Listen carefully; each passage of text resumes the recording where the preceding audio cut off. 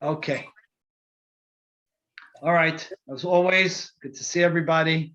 Last week, Serene raised a beautiful question. She raised the question about Esav Harasha, as he's typically referenced, and how he is called out in the Torah as being the exemplary model for Kibud Av. And she asked me, what my thoughts were, and I told her the sources I'd seen on it were not something that I felt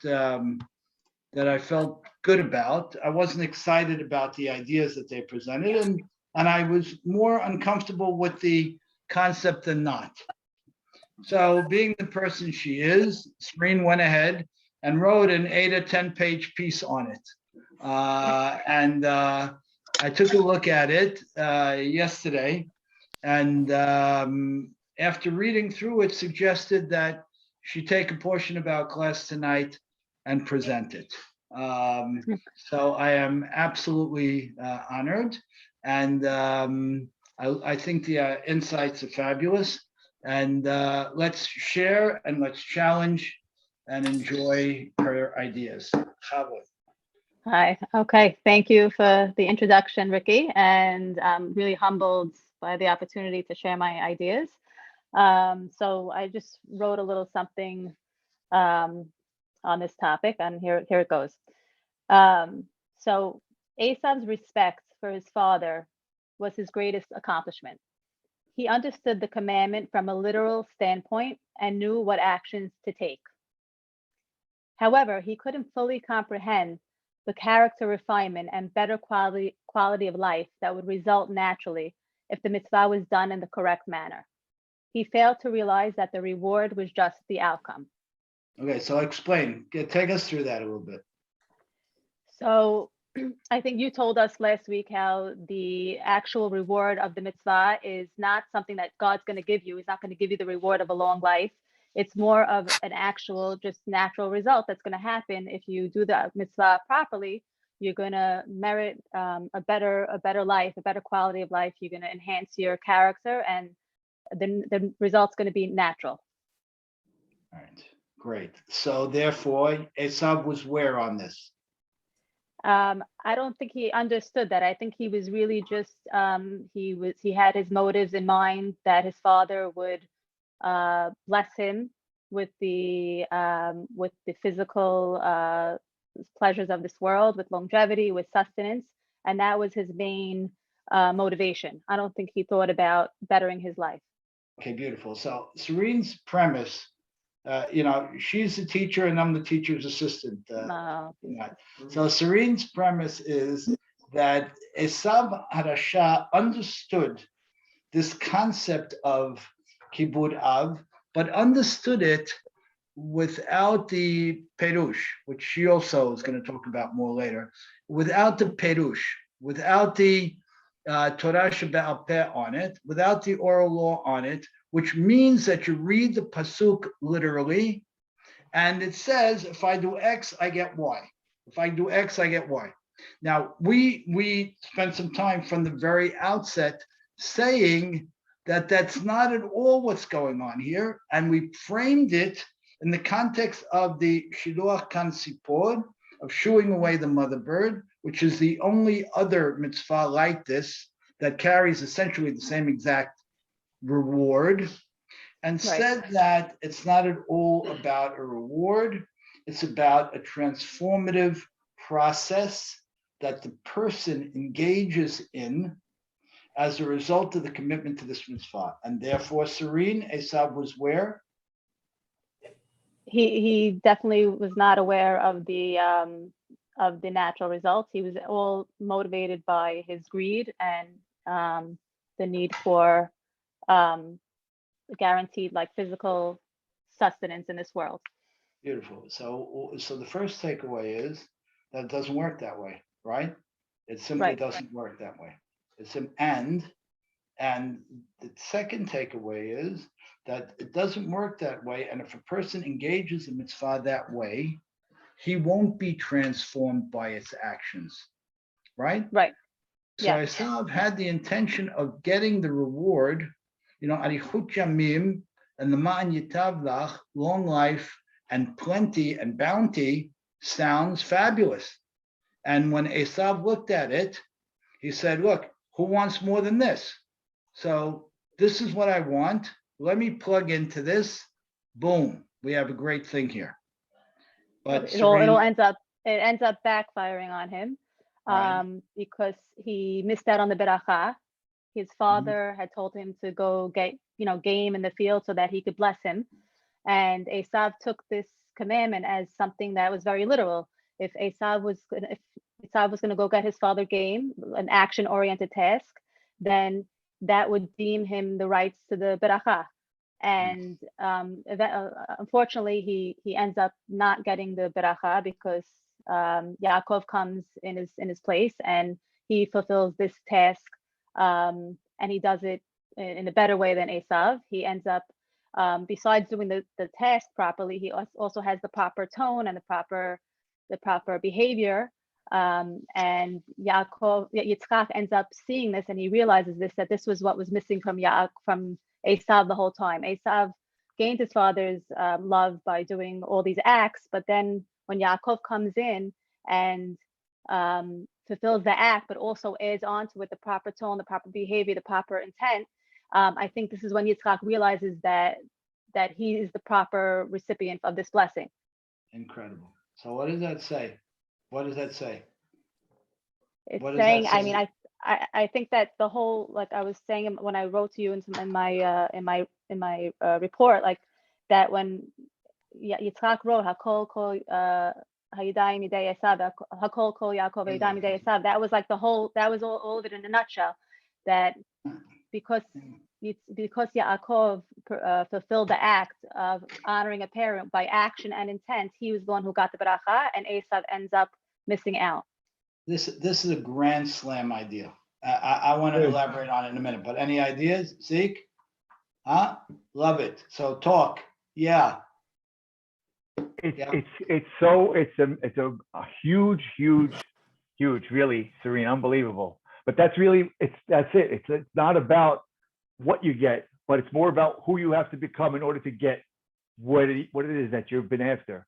And without that growth, without whatever it is that you have to accomplish or become, it doesn't equal out. And it's unbelievable. Exactly. That it adds something more. It begs a beautiful idea. There's some of the Mefarshim write that Yitzhak Avinu knew exactly what was going on. He knew exactly what was going on. And when he actually gave the Berachat Yaakov, he knew what he was doing. But one second, how could he know what he was doing? But this is it. I struggled with this. He knew what he was doing for umpteen years until I heard this direction on it, which says as follows.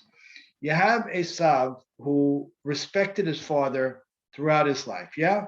But he did it with the wrong tone, right? Because it wasn't something fully engaged with by him. It was task-oriented, right? And we said, if someone feeds his father delicacies, halakha l'maaseh, the actual halakha that we quoted a couple of weeks ago, if someone feeds his father handmade delicacies with a gruffy tone, as opposed to having him grind the wheat with him together with kindness and love, the one who has him grinding the wheat with him together so they then eat that later, that one is the one who fulfilled the mitzvah of Kibud Ab. So, based on this idea that Serena's presenting, hey Erwin, based on this idea, it would strongly suggest, in my opinion, that Yitzhak knew who walked in with the meal. He knew who he was giving the beracha to, and it all makes sense. Because he went as far as he did with Esav, also with some level of yeda, with some level of understanding on what Esav's intent was. By the way, this suggests to all of us that, and I kid around with my kids all the time. I kid around with my kids all the time. I tell you, kids really think they're fooling their parents. They really do. It's such a great thing. And it never goes away. They always think on some level that they sketched you. It's never the case. Never. All of you children, no, it ain't never the case. You never fooled us once, not even once. We made believe you did. We just made believe you did. That's the fact. So in this case, it's alahad kama v'kama.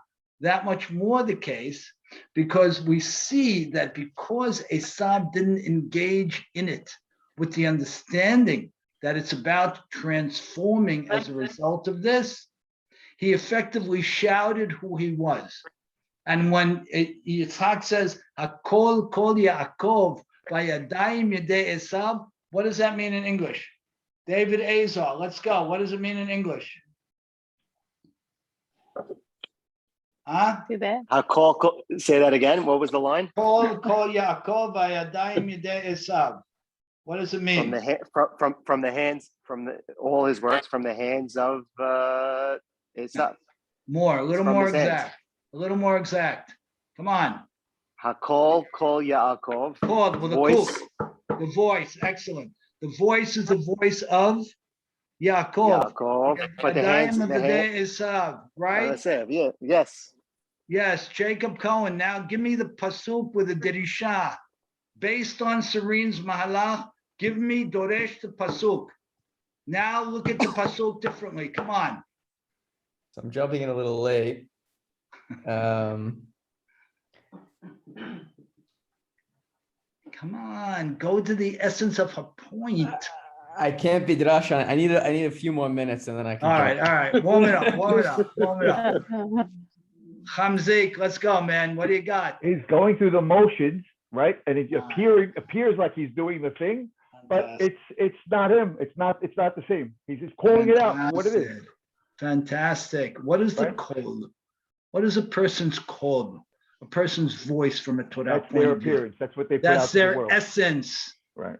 The call is their essence. What is the yadayim? It's their extreme appendage. It's the appendage. The yadayim, the hands, from a halachic, from a Torah perspective, is my extreme appendage, the furthermost point of me. My voice, on the other hand, is the essence of me, right? So when he says, Akol, he says, wait a minute, I see who's standing before me. Essentially, it's my son Yaakov, who's respecting me, essentially, with his truest self, as opposed to Esav, who respects me on that surface level, with his yadayim, with his extreme appendage, emotionally separated from the mitzvah. It totally changes the whole approach to what happened here. Beautiful. Thoughts, questions before she continues? All right. Any of the Farshim share that opinion? Go ahead, Serene. Jacob has a question. The opinion. Answer his question. I think that. Sorry, I jumped. I don't know if she said it already. No, I think that they do. I mean, they say that Esav is the poster child for respecting a parent, but I don't think any of them dispute that his heart wasn't in the right place. I mean, I have a few proofs as to why the rabbis say this, but none of them prove that they agree that he had his heart in the right spot. I could go into the proofs if you want now. No, it's perfect. Yeah, go ahead. Give us a little bit of that. Why not? Okay, let me get to that. Make her work a little harder. Come on. Okay, oh my gosh. Wait, one second. Off Okay. script. There we go. No, I can't go off script. Okay, so the rabbis, particularly to answer your question, Jacob, Rabbi Shimon ben Gamliel and the Chazal say that no one honored their parents the way Esav did. He poured all his energy into the mitzvah, but it wasn't so realistic because his motives were not so genuine. But that being said, Esav still had to fight so much of his natural instincts to perform this mitzvah, and the rabbis acknowledged this struggle. So, and a lot of times his motivations, I'll give you some examples of his motivations. They were often twofold. When Esav is ready to murder Yaakov after he seals the blessing, he holds back out of respect for his father. Right. That took a lot of restraint from Esav, who was very impulsive and he killed for a living. But then on the flip side, you could say that he was worried that if he killed Yaakov, his father would reverse the beracha he bestowed upon him into a curse.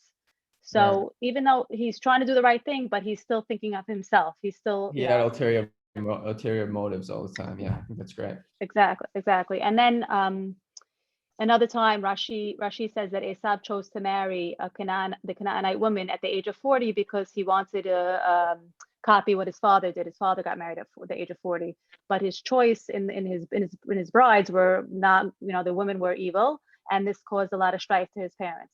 Right. So, they're not, his intentions are not always so pure. It's so interesting. It says that somebody can be Mekayem a mitzvah, right? It adds a new dimension, in my opinion, to the understanding of a mitzvah, meaning that you can be considered halachically on some level as fulfilling the mitzvah, right? Because we said that Esav was the paradigm of Kibud Av.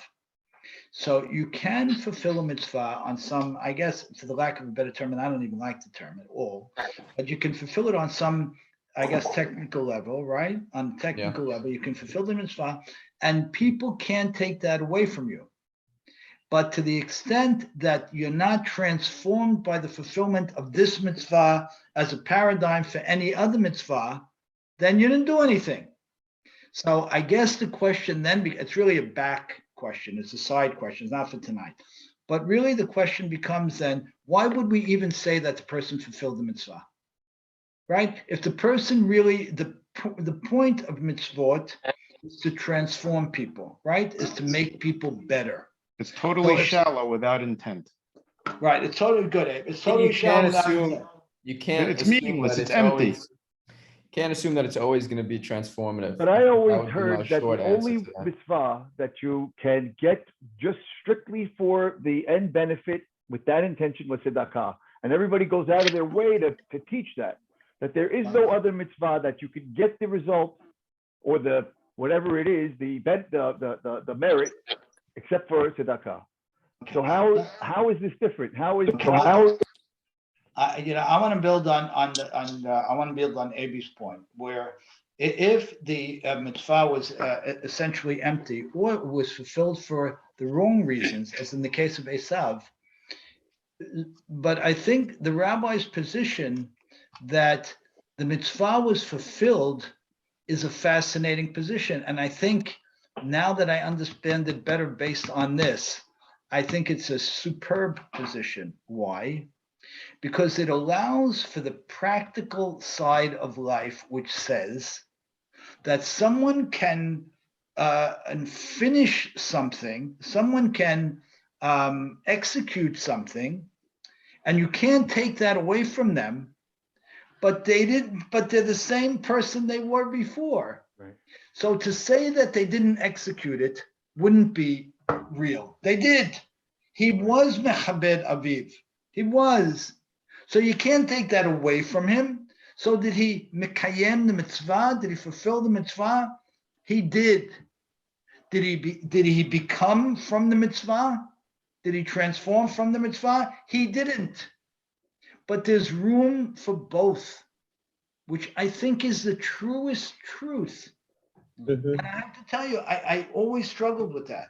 Because So he's saying he got the mitzvah, but he didn't. There's value in benefit. both sides of it, I think is what we're saying. There's value in the doing. I and also there's value think, in the Rick, intention. I'm saying like this. on a practical level, there's no way for the Chachamim to actually be that rigid and say that you're not Right. Mekayem the mitzvah and say, that you have to be in a certain frame of mind. You can't police that. So from a Okay, practical perfect. perspective, it's Perfect. impossible. It's like Right. you put somebody through school, right? You put somebody through school, and really your primary intent as an educator. Rochelle, is that you? Yeah, hi. Hi. Okay. Your primary intent as an educator is not to give over a certain amount of information. It's to build a certain human being, to Right. build certain core values, and to build someone who loves learning. not someone who memorized this paragraph of X, but someone who loves learning. But the person can graduate with straight A's and not love learning. So you can't take away his degree. He got that 4.0 GPA, Nice. right? He got it. The fact that he wasn't shaped by it and his life values weren't framed by it is a separate discussion. And I think that's coming to the point here. So in other words, as you guys are saying, Abi, Jacob, Zeke, as you're saying, the purpose of the mitzvah is for the person to be transformed. But if the person fulfilled the mitzvah, he did the action, but he wasn't transformed, he still fulfilled the mitzvah. He just didn't get all the benefit from it. Right. But also, Ricky, the fact that Yitzchak, like if it's a mitzvah that we're talking about, like Ben Adam L'Chavero, and the recipient of the mitzvah feels that they, like, let's say now Yitzchak was getting the respect from his son.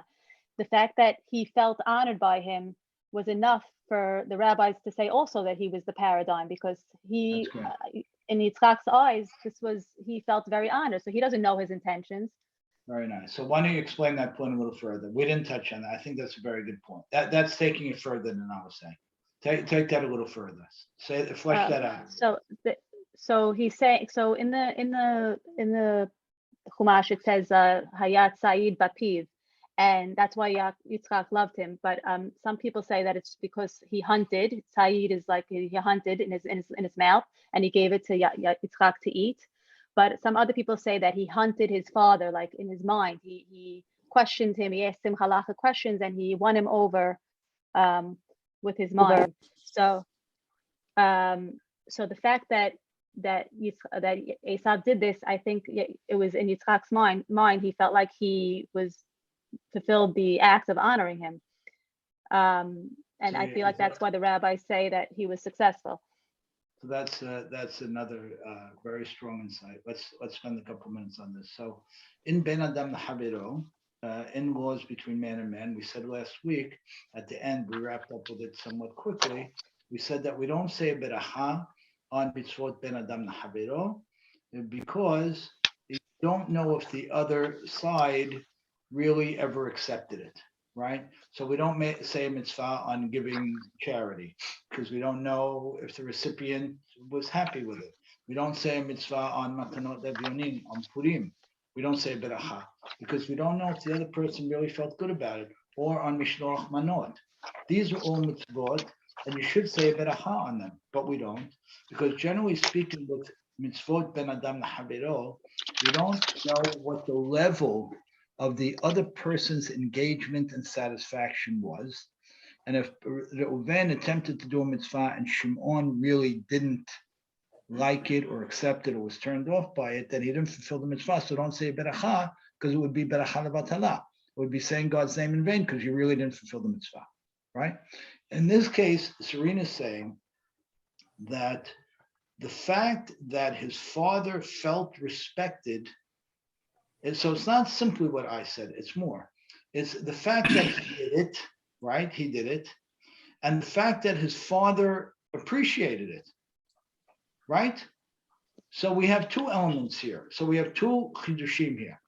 Chidush, or new understanding number one, is that a person can absolutely fulfill a mitzvah, and even if he didn't grow from it, the man yarichun yamim is the benefit that the person gets if he gets it, right? The benefit, it's not automatic, right? Beautiful. Right. But if he could fulfill the mitzvah and not get that, that's cool, right? That makes a lot of sense. And he could have the recipient feel respected and still not transform himself. And it says another interesting thing. It says that if the recipient, in this case, Yitzchak Abdinu, feels respected, even though he knew that he wasn't being transformed by it, it still has value. Which I think is also true. Very often we see our children do things in a half-hearted way, but we say, okay, that's okay because it's half-hearted, but he or she is engaged. They're in it, so it's okay. Good. That's similar. Is that similar to like a Hidud mitzvah? I don't think so. I don't think so. I think it's the core mitzvah here that we're talking about. We didn't even get to the Hidud. We're talking about the core, but in that sense, I guess you might say it is because there's different levels of keeping it and so on, right? So you might say it is. Yeah, I guess you would say it is. But there's also on many levels, Esav is going through the motions because he has to will himself to do that. If for example, if he were a marionette and somebody was pulling the strings to force him to do the action, we wouldn't be looking at it the same way, right? Because it's coming from within him to do the thing, not an outside party. So there's a difference between those two things, right? Yeah. Between somebody pulling your strings and actually doing it, even if it's not for the right intention. That's right. Good. Right? 1 second, Rochelle, you wanted to say something? Yeah. Did Serene say, did I get this right? That like he would ask his father about the halacha. Dad, is this kosher? If I kill it this way, I do that, right? Yes. So in essence, he was learning I'm in the year, my husband passed away. The year is coming up in 2 weeks. But my husband used to love when everybody learned with him. You know what I mean? Because that's the essence of a Jew, and especially moreover Jewish men that are observant. Yes. Right? Okay. Yes. I have two things I want to say is that like I used to ask my grandparents recipes. I knew the recipe already from them. I just wanted to hear it from them again. I just to give them kavod, so that they're telling it over again to me, because I'm the oldest, let's say, grandchild. So I was in a different frame of mind than everybody else. And I don't think everybody has the capability. I'm not saying that I'm special. What I'm trying to say is to have a pure intent. You know what I'm saying? Like I don't think his intentions were pure though. I think he was just asking his father the halacha and not even really following that's it. what I'm saying. Yeah, right, one of the things he asked. Right. Not he wasn't everyone, really following it. Right. Has he was capabilities of doing something for real. What's the word? I had the word before. Yeah. Pure intention. With pure intent or pure motivation. Yeah, with pure intent. Right. Yeah, exactly. One of the things he asked his father about tiving, like giving ma'aser on straw, which is something that you don't even give ma'aser on. So it wasn't something, it was really just, he was just trying to impress his father. He wasn't really following through with any of this. You just know, right? You know. Yeah. And Rochelle, to your point of asking a grandparent the recipe, if you already have it, that's exactly what we're talking about. By heart, I have it. That's Kibud Avayim in a very sincere and beautiful way. You're absolutely right.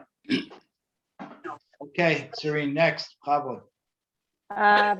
Okay, just a side point to improve upon the point that Esav really thought that his actions were going to deem him the reward of the baracha of his father was when he relinquished the bechorah. So when he gave up the birthright, he didn't see any value in it. He didn't want to be the progenitor of the covenant between Abraham from his forefathers. He didn't want to deal with what was going to happen after he died. He just wanted to live in the here and now. So when he gave up the bechorah, and he says in Parshat Toldot, he says, "Hinei anochi holech lamut v'lama ze li bechorah." He's basically saying, I'm going to die, so why do I need the bechorah that's going to only benefit me after I die? So by him giving up the bechorah, he really wasn't worried. He said, you know what, I'm just going to keep respecting my father, and then that's going to get me the physical sustenance blessing, so I really don't need the bechorah. That's why he felt he didn't need the bechorah. Well, that's in my opinion. Yeah. Right. So let's put that together. So this I thought was a very interesting chidush in terms of what you wrote, because I never put together the idea of him selling the bechorah with wanting to impress his father. What does some of you all think on that? He's selling the Bechorah. Serene's establishing a premise that he sold the Bechorah I need the charger for the computer. in order to further With an angle. this sense of Kibud Av that he was promoting. He was angling at more merit. But so explain that again. I'm not clear. I'm not saying that he sold the beracha in order to impress his father. I just think that what he was after, which was the physical beracha, he didn't think he needed the bechorah to secure that. I'm not saying he didn't sell it. He didn't sell the bechorah to impress his father. He just didn't feel like he needed it to get what he wanted out of life. What would the bechorah have brought him that he felt he didn't need? I think he didn't want to deal with 400 years in slavery in order to get the land of Israel. He didn't really care for that. He wanted what was from the here and now, right now. Fabulous. So let's backtrack a couple of steps here, because I think this is also a beautiful hidush. And by the way, I'm going to announce my retirement right after this class. I am so in. It's not even fun. Stop. I'm learning from you. What Serene is saying is as follows: what the Bechorah would have meant, or what the Bechorah meant, which I have to say I think is another beautiful chidush, beautiful idea, is the person who's the Bechor, the eldest, the firstborn, has to lead the Jewish people outside the country, as it turns out, to Egypt, right? For what would have been globally 400 years. It was technically a little bit less, but globally it was 400 years, right? To a period of real suffering, right? It turned out that the suffering, which wasn't described to this extent to Abraham Avinu, but was actually slavery. So Esav understood that if he were the Bechor of this lineage, of the family that would follow, right? Then his children would be the ones that it would have to go through this 400 years of bondage, or at least of pain. So he said, look, if I can get the berachot from my father, based on the surface level respect that I'm showing, I'm checking the boxes, why sign up for the longer term stuff that's really going to be nasty? Who needs it? I'll take the surface stuff, but you know what it does, Serene? Now it explains better how we say that Esav was this world focused, and that we're both world focused. Bnei Israel are focused in both worlds, the spiritual and the practical world. And we say Esav was only focused on the practical world. Now it makes it clear, because he says, who needs the other? Who needs it? So let me go with my program. I get all of the good stuff, Mishmanei Aretz, and all of the good stuff that HaKadosh Baruch, that Yitzchak Avinu ultimately does give him. In the end, his limited beracha is just that, is what you said. So Yitzchak Avinu plays in and he tells him, you want the good without the personal struggle and the personal development? You got it, Esav. That's essentially what he gives him. So what you're saying is, Esav knew what he was doing. He wasn't swaggering back from the field exhausted and said, who cares about the Bechorah, the firstborn? He was a hunter. He was a killer. He knew exactly what he was doing. And when he goes and he trades it and he gets rid of it, he thinks he made a fabulous deal. And for his lifestyle, he did. Because he gets all the good without having to go through all the rigorous self-development. He did. But then, but the only thing is that at the end, when they're burying Yaakov, he like sort of reneges on the selling of the Bechorah, because he starts questioning his place. He thinks he maybe deserves a spot in the Machpelah and in the Mount. So he starts questioning things, and ultimately his questioning of this gets him killed. So question is, why at that point did he start questioning? What do you think on that? Why would he start I questioning? don't know. it? Maybe it was just like it's ego. Like, he's seeing that maybe also he was jealous that Yaakov was getting buried with his father, who he loved so much. Right. I mean, in the end, like I wrote in my report, that Hushim, the son of Dan, ends up slicing his head off because he was interrupting the whole burial, and Hushim thought it was disrespectful, so he chopped his head off, and his head ends up rolling into the burial cave, which is very apropos because he deserved somewhat. Part of him deserved to be buried with his father. Like we said, he respected his father with his head, with his intellect. So that part rolled in, but the rest of his body was not. His heart, his intent, all that was not really worthy of entering the cave. And by the way, to Serene's point, we hold that Esav's head is buried in Ma'arat HaMachpelah. Yes. No, it's true, right? It's true. Yes. Yes. Absolutely correct. Any thoughts, questions at this point? Then she'll go on. Any thoughts, questions so far? More than we've raised?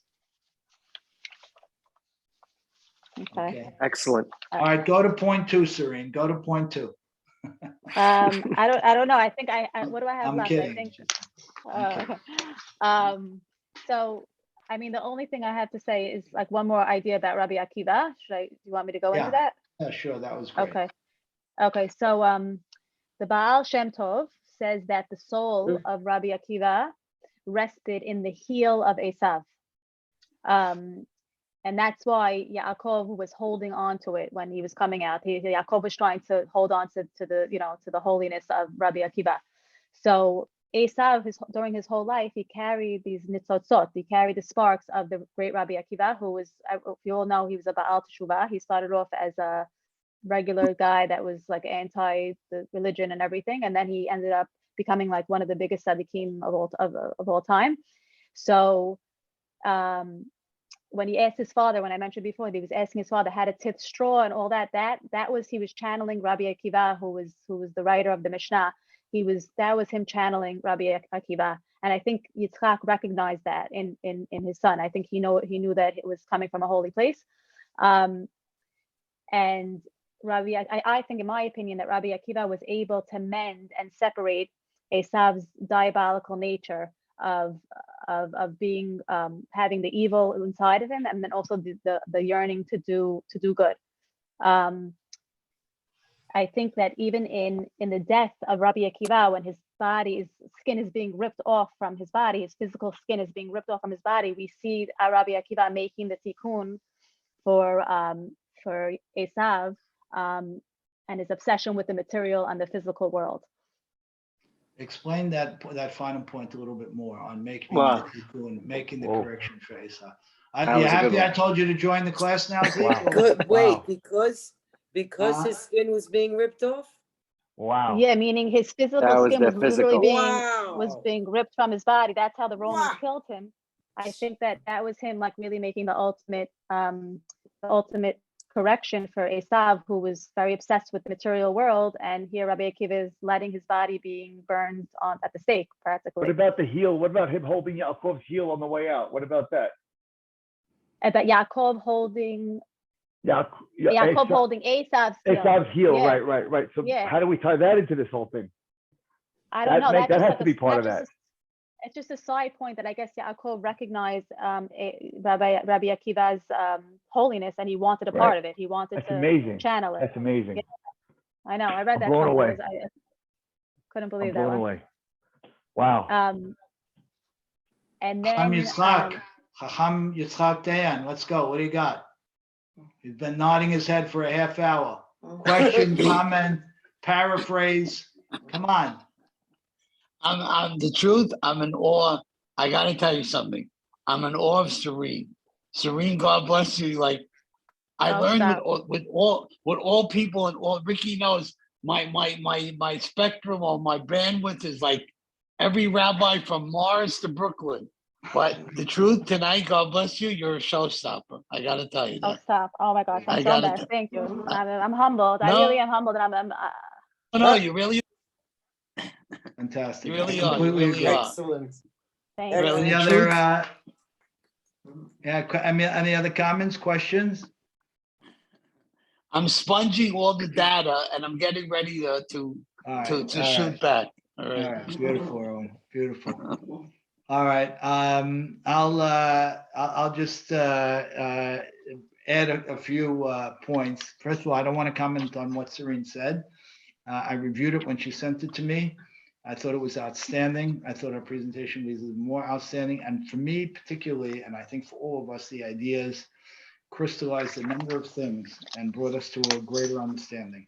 The ability of someone to fulfill a mitzvah on a technical level, to give the person to whom that mitzvah is directed the satisfaction that mitzvah that was directed at him was given to him on some level. But and to get the checking the box for both of those, but to still not be transformed by the mitzvah, I think is a groundbreaking idea. And I think on a very practical level, I'm talking about beni ben atzmi, on my own level, forget about anything else. I think each of us on our own level needs to be thinking about that. In other words, as we do mitzvah A, B, or C, whatever it might be, particularly the mitzvah of Kibud Av, we want to be challenging ourselves to the fact, am I transforming as a result of this action? Have I become more as a result of this action? It could be any mitzvah. Every time I give $1 to a poor person, whatever it might be, it could be that. Rick, I have a question. When you say, just to clarify in my mind, the technical mitzvah, is that the execution of the mitzvah? Is that the what? Is that the mere execution of the mitzvah? Yeah, like that's the execution. Like the person did it. Now, where, why, and how, and what's? So you're saying that's the execution of the mitzvah. They gave charity, whether they hated to give it or whatever, but they did it. So what Serene taught us is there are a number of elements here to a mitzvah. There are a number of elements. There's an execution that's beni u ben atzmi, between me and myself. There's an execution that's related to the recipient. And then there's the result, the transformation that comes with it. So these are three different dimensions. And a person can get a check mark in 1 and 3, in 2 and 1, in just 3. Well, no, you probably can't get a check mark in just 3 on the transformative side. You couldn't have gotten that unless you really did something impactful. As far as the other insight that she made about Esav and the Bechorah and selling the birthright, I think that's absolutely fascinating, because I personally have always struggled with the idea that we simplistically say that Esav was only interested in this world and not interested in anything more. I thought that was an oversimplification, because if we're going to say that Esav is the Western world, right? We call Esav today Edom, the Western world, the Christian world. If Esav in the Western world, it's simply not true that they don't care about anything else. They do care about other things. They certainly do. They do care about a world beyond this world. Many of them do. Maybe most of them do. But they don't have the Torah to enable a lot of that to happen. But to say that it wasn't simplistically that Esav didn't care about anything else, and that's why he sold the firstborn rights, but it's because he saw the whole picture. And because he wasn't interested in the transformative elements of the mitzvot, wasn't interested in the picture either. And therefore, give me what I got. Give me the plenty. Let me make the money. Let me be successful. All of that stuff, which is fine and good. But I don't want the heavy lifting that comes from, in this case, 400 years in Egypt and so on. And the final point, and the point of the connection between Rabbi Akiva is fascinating. To say that there was a connectedness here, that the spark, that the nitzotz of Rabbi Akiva was in Esav, is a very exciting idea. We see this from time to time, but to connect two seemingly such antithetical figures is remarkable. But when you think about it, the way Rabbi Akiva dies does very much connect back to this whole thing.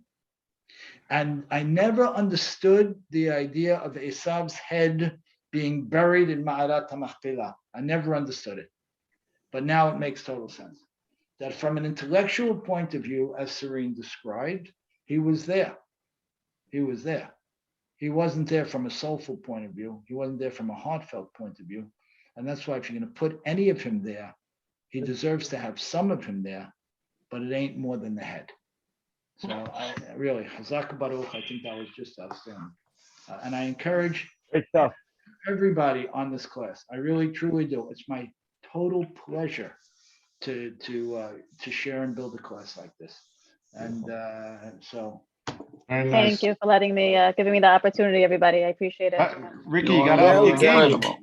Let this be the first of many. Incredible. Thank you. We're going to add a few halachot.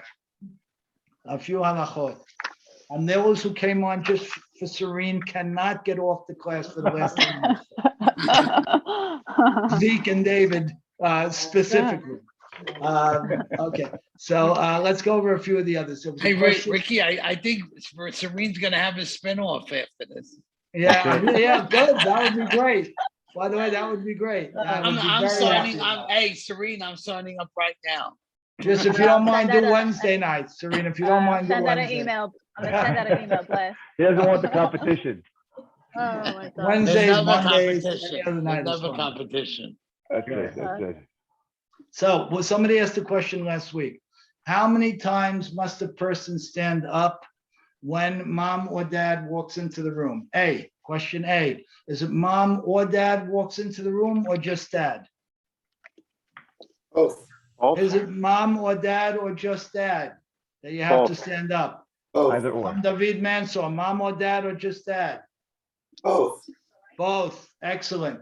We're going to go through 8 or 9 quick elements of this mitzvah and we'll wrap in about 10, 12 minutes. Okay, first of all, how far in from a distance, if someone sees mom or dad, how far away does that child have to stand up when they're how far away?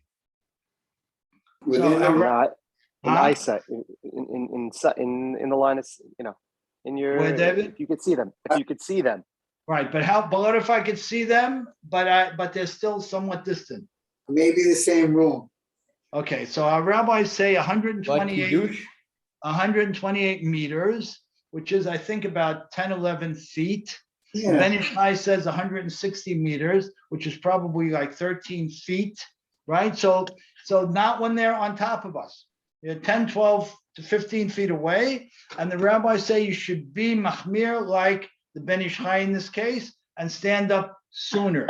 Say they're 13, 14 feet away. Stand up from that point, not when they're within 3, 4 feet of us. Next. What if they're 100? And if they're 100 feet away, you can still You stand don't up. have to stand up. Very good, David. You don't have to stand You up when can, you're 100 but I'm feet saying, away. but you can, you should. If you can, it's You're fantastic. machmir. That's right. You should be machmir. Beautiful. Excellent. Now, when a person stands up, do they have to stand up fully or can they just go like that? Fully. Fully. Excellent, David. When they stand up fully, can they lean on the chair or on the wall? No. The answer is No. absolutely not. One second. I can lean on the wall when my teacher walks into the room, but I can't lean on the wall when my mother or my father walks into the room. I have to stand up fully and I have to not lean. Good. Now, what if, how long does a person have to stay standing? So the parent sits down? Excellent. Yes. Excellent. Excellent. Until either the parent sits down or until the parent is no longer in their line of sight. So if the parent is no longer in their line of sight, they can sit. If the parent has already sat down, they can sit down. What if the parent can't find a chair? In your chair. I'm sorry? Give them your chair. Yeah, they have to sit in your chair. Good. Excellent. Well, I have a Alright. quick question. Yeah, Does this apply to a grandparent as well? 1,000%. And in-laws. 1,000%. It applies to in-laws. It applies to your mother-in-law and father-in-law. Does it apply to your rabbi? 100%. 100% applies to your rabbi, but it's more rigorous for a parent. There's a discussion back and forth. Who is it more rigorous for? In the end, we say that it's more rigorous for a parent, but it applies to anyone who's taught you anything. Doesn't have to be a rabbi. If someone taught you one thing, then it applies to that person. Wow. Yeah, Wow. interesting. Yeah. So what if it's a split level? Split level, you're sitting on the grade level, and your parents or your mom and dad, whoever, is walking up like this. They're on a separate level. Do you have to stand up? You could see them. Let's say they're walking on a catwalk or something above. So it's very interesting. If they're on a separate level, then you don't have to stand up. You would have stood up when you saw them over here entering, right, before and maybe going up the steps. But once they technically reach a separate level, your obligation is fulfilled. Our obligation. Talking about above you, though, right? If they're a level Yes. above, if they're beneath Above you, you it or would be different. below you, in either case. Of course, you have to give them your seat. I mean, goes without saying. Then the okay, like we said, you can't lean on anything. 1 second. Ricky, Okay. I thought it applies to a senior person as well. It absolutely does apply to a senior person, yeah. But with a senior Okay. person, you don't. You could lean. You could stand up partially. You know, Right. with a parent, there's no leaning. They're standing up Right. fully. Right. Now the yeah. question becomes, how many times a day does the child have to stand up for you? Let's say it's a Shabbat afternoon, the kids came over, and you know, you're going in and out of the room a bunch of times. You know, what do you do? So the halacha here is very, very interesting, and I want to take just a minute or two on this so we have it very clear. The halacha from the Sfaradim, from the Sfaradi side, we are more mahmir, we're more strict on this than Ashkenazim. Sfaradim are much more strict on this than Ashkenazim. The halacha, according to the Sfaradim, is that if a parent, a grandparent, mother-in-law, father-in-law, whatever it might be, walks into the room 100 times that day, you have to stand up 100 times. I'm going to quote it directly from Hamvadia Yosef. Hayav Adam na'amod mipnei aviv v'imo v'rabbo, his mother, father, and his rabbi. Chol pam shenichnasim, every time they walk in. Va'afilu me'a pa'amim bayom, even 100 times in a day. Va'adin ken gam kishehu yehidi im aviv. What if there's nobody else in the room? And it's you and your son in the office, or you and your daughter in the house. Same thing. Now, the Ashkenazim say they have a very different halach in this. The Ashkenazim say that v'yigita bo yomam v'layla, to say Kriyat Shema twice a day, once in the morning and once at night. So when we say Kriyat Shema, we essentially stand for God. Because when we say Kriyat Shema, we're mekabel ol malchut shamayim. We take on and we express our love for God when we say Kriyat Shema. We have an obligation to say Kriyat Shema in the morning and at night. So therefore, according to the Ashkenazi rabbis, we don't stand up more for a parent than we did for God. And if you have to stand up for God twice, you only have to stand up for a parent twice. The Sfaradim don't hold by that at all. We don't hold by that at all. But what if you live in the same house, right? It's a summer kind of thing, and you live in the same house.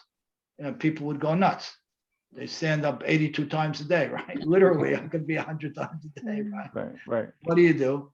So the child has to approach the parent before and say, is it acceptable to you that I will be standing up and these times?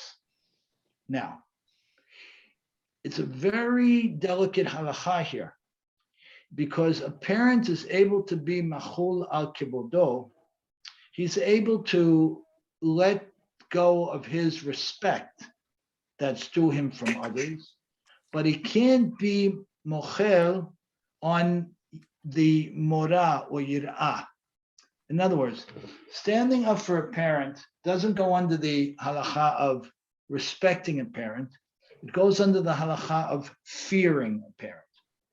So a parent is allowed to say, you can sit in my desk chair, or you can sit in my chair at the table. A child can't sit in his parent's desk chair or in their chair at the table, or any chair they sit in for that matter on a consistent basis without asking. The parent can say, because he's mochel al kivodo, he's allowed to let his respect go halachically, but he's not allowed to let his fear go halachically. And the mitzvah of standing goes under the category of not kibud ava'im, but yidat ava'im.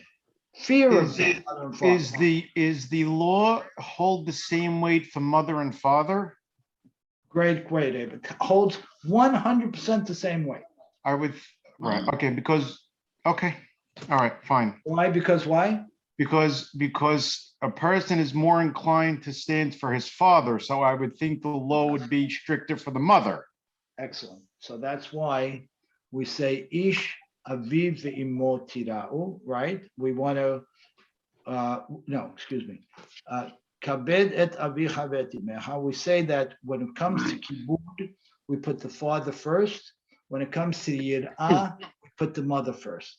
Because we know it's particularly for a male, it's harder to respect a father and to fear a mother. So when we're talking about respect, we put the first person in the mitzvah as the father. When we're talking about fear, the emphasis is on the mother. In this case, the halacha is about fear, and standing up is about fear, not about respect. It's more than respect. So, Rick, yeah. Could the parent give a kid a waiver? Yes, yeah, exactly. The parent could give the kid a waiver. The parent can give the kid a waiver, but it goes like this, very important. The child has to approach the parent and say, listen, when we come over for Shabbat, it's really not so practical. Every time you leave the room to bring another dish to the table or whatever it might be, to wash up and come back, whatever it might be, it can become unreasonable, right? But the child has to approach the parent before and have that conversation. And the parent has within his rights, really should not have these rights. But we grant like a special thing here because a parent is not allowed to forego the child's fear of him. He's not allowed to do that. He's only allowed to forego the child's respect for him. If a parent tells the child, you don't have to respect me on this point, he's allowed to tell the child that. But technically, he's not allowed to tell the child ever that you can fear me less. He's not allowed to do that. It's not in his hand to mitigate that. But we say in this case, if the child is near the parent a lot, and if it becomes just unreasonable for the child to get up every 10 minutes as people are going in and out of rooms, then the child could come over to the parent before. My daughter Sylvia comes over to me at the beginning of every summer when she comes in, and she says, Daddy, listen, are you okay with if we stand up at these and these points? So she comes to me before and she asks me the thing, and that's what we do, right? And that's what a child should be doing, all right? Because otherwise, according to us, according to Sfaradim, there ain't no limit, essentially. It's up to 100 times a day. Now, last point for tonight. Why? Why is the mitzvah of standing up?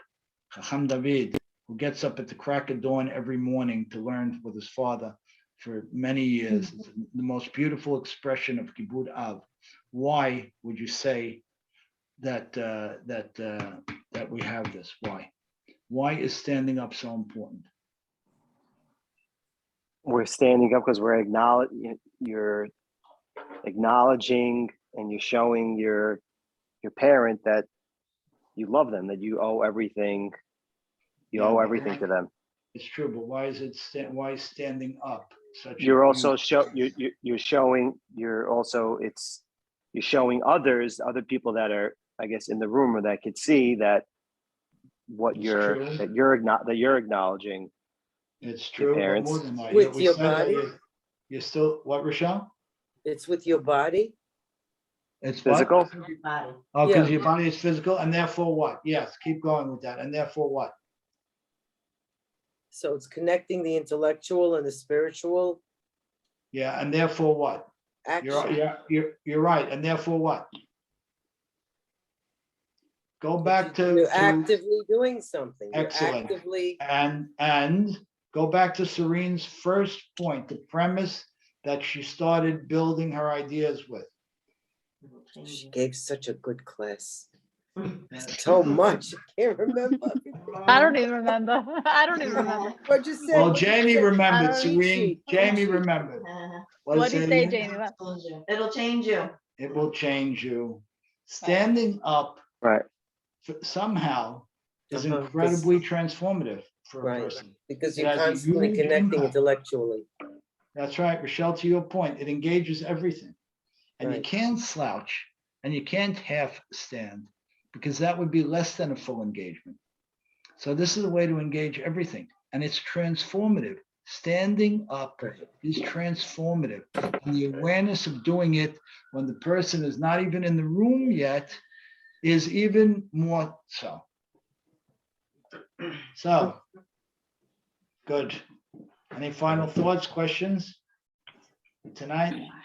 I had a question quickly on what you said about Ashkenazim, because I didn't really understand how they get there.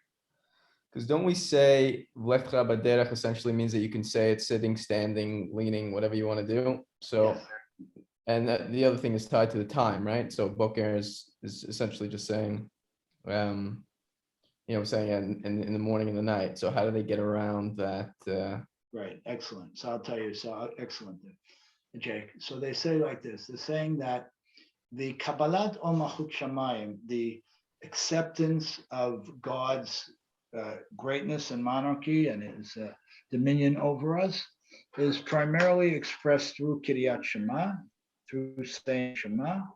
And we have the obligation to say that twice, in the morning and at night. But I'm not physically stand. I don't have the obligation to physically stand. No, good. No obligation to physically stand. But if I'm acknowledging God twice a day, then covered. I don't have to acknowledge my Father more. Interesting. Okay.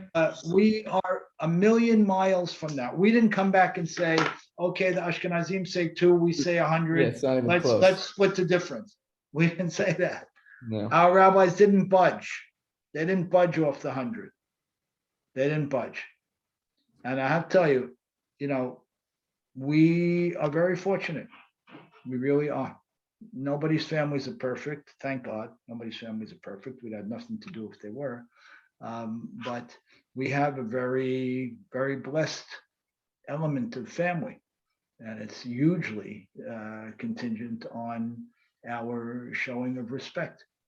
When you walk in the room and you kiss your father's hand, that's a huge thing. You kiss our grandsons, our grandchildren should kiss our hand. They should. Even in age of Don't Corona? Be humble. And without Corona, Rochelle, yeah. Kiss your glove or something. But in this case, being humble hurts our children, doesn't help them. Because you're not allowed, a person is not allowed to be mocher. He's not allowed to forego this because it's not about him. It's about the child. So if I let the child respect me less because I think I'm westernized and I'm liberal and who needs this stuff, I'm taking away from my child. So demand the respect for them. That's what it's for. How far do we go with rabbis? Is it all rabbis? Like any community rabbi, any rabbi that you've never spoken to? No, look, as somebody who's dedicated his life to Torah, to the community, they deserve to be stood up for, whether they're a rabbi or not, right? Somebody who's dedicated they're a layman who have dedicated their lives to the community. When they walk in the room, I don't stand up, but I will stand up for them. Do the half stand that you'll do for most rabbis, because I think that's appropriate. What about kissing the rabbi's hands? So again, it should be done very sparingly and carefully. You know, if it's someone whom to you has that level of relationship, then fine. But it shouldn't be done, you know. You know what? I'm gonna take that back, David. I'm gonna take it back. I'm gonna say like this. It's all about me, not me, but it's all about the hand kisser. Right? It's all about us. It's all about the person doing the action. In other words, do I think that it should be done in a willy-nilly way? Obviously not. But if a person feels that they will grow as a result of showing this level of respect to someone, then do it. Because again, it's not about the other guy. Right. That's the whole point. That's the whole point. It's not about the other guy. That was a Ricky, very beautiful point.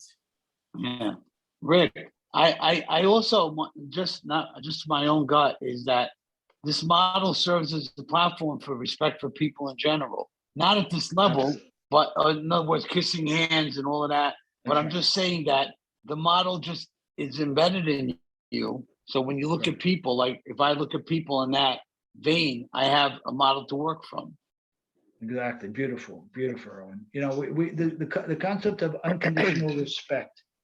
We should claim back the concept of unconditional respect. In other words, the person you know, could be my enemy in war, but you still respect them, right? You still respect them. So even if I have an enemy, even chas v'shalom, nobody should ever have an enemy. But if somebody did, then you still respect them. And unconditional respect is a core tenet of Judaism. I can fight him to the death, but I can't disrespect him. We could be arch enemies and we could be taking up arms against each other, God forbid.